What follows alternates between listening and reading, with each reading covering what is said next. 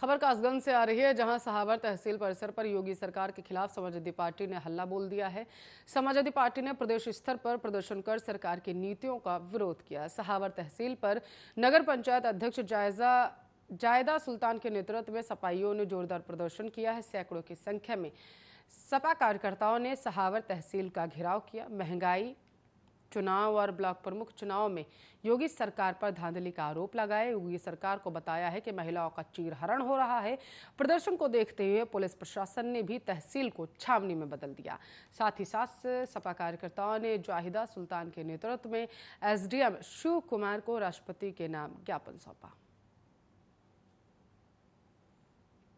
सपा प्रमुख माननीय अखिलेश यादव जी के निर्देश पर आज पूरे प्रदेश में महंगाई, भ्रष्टाचार, अत्याचार, अपराध, पुलिस जुर्म, महिलाओं पे जुर्म, इन सब तमाम मांगों को लेकर के और अभी हाल में जो पंचायत के चुनाव हुए हैं, इन चुनाव में जिस तरीके से सरकारी मशीनरी और भारतीय जनता पार्टी के लोगों ने दुरभिसंधी प्रशासन के साथ मिल करके जोर जबरदस्ती और गुंडागर्दी से ब्लॉक प्रमुख और जिला पंचायत अध्यक्षों का चुनाव जीता है। समाजवादी पार्टी के लोगों पर मुकदमा लिखे गए हैं, उनका उत्पीड़न किया गया है, पर्चा तक नहीं दाखिल करने दिया गया।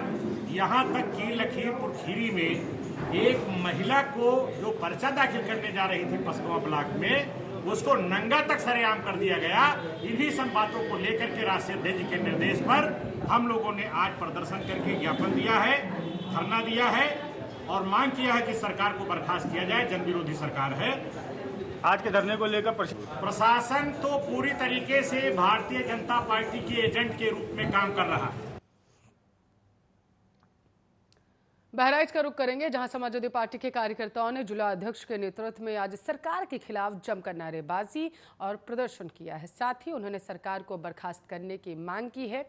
सपाई पार्टी के कार्यालय से निकलकर प्रदर्शन करते हुए जिलाधिकारी कार्यालय पहुंच रहे थे, तभी सपा कार्यकर्ताओं को रास्ते में ही बैरिकेडिंग लगाकर पुलिस द्वारा रोक लिया गया, जिसके बाद सड़क पर उतरी सपा ने सड़क पर ही प्रदर्शन करना शुरू कर दिया और सरकार विरोधी नारे लगाने शुरू कर दिए। इस संबंध में जानकारी देते हुए समाजवादी पार्टी के जिला अध्यक्ष रामहर्ष यादव ने कहा है कि उत्तर प्रदेश में जंगल राज अपने चरम सीमा पर है। योगी मोदी के राज में महिलाओं की इज्जत जो है वो तार तार हो रही है। उन्होंने कहा, पंचायत चुनाव, ब्लॉक प्रमुख के चुनाव में प्रशासन ने सरकारी भाजपा का एजेंट बनकर कार्य किया।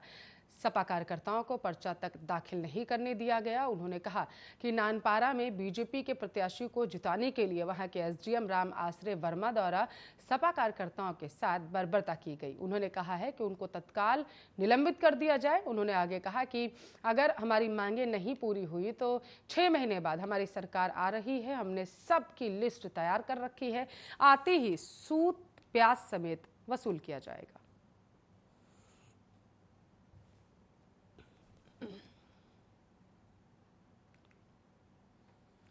तो बुलंदशहर में मासूम के रेप के बाद हत्या के आरोपी को पॉस्को एक कोर्ट ने फांसी की सजा सुना दी है। पॉस्को एक्ट के तहत फांसी की सजा सुनाई गई है। आपको बताते चलें, पॉक्सो कोर्ट ने महज 140 दिन में ऐतिहासिक फैसला सुना दिया है। बता दें कि 25 फरवरी को अनूप शहर के गांव सिरोरा में एक युवक ने किशोरी की रेप के बाद हत्या कर दी थी, जिसके बाद आरोपी दरिंदे के घर से गहरे गड्ढे में से किशोरी का शव बरामद हुआ था। पुलिस की प्रभावी पैरवी के मद्देनजर महज 4 महीने 20 दिन में पॉस्को कोर्ट ने आरोपी को फांसी की सजा सुना दी है। साथ ही कोर्ट ने 1 लाख का जुर्माना भी लगाया।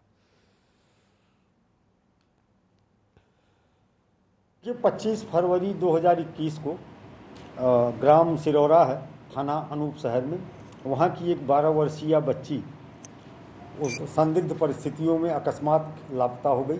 अपनी माँ और बहनों के साथ खेत पे काम करने गई थी।